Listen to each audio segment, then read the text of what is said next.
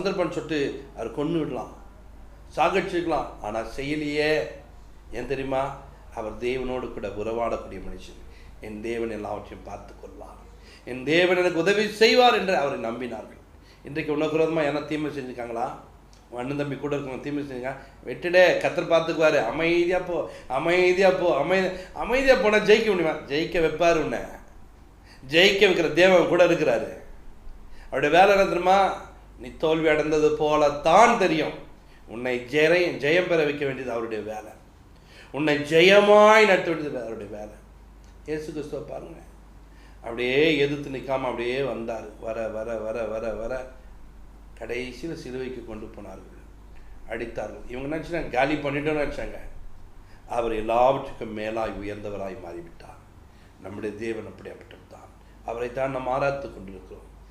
தீமையோடு நீங்கள் எதிர்த்து நிற்கிற மனிதன்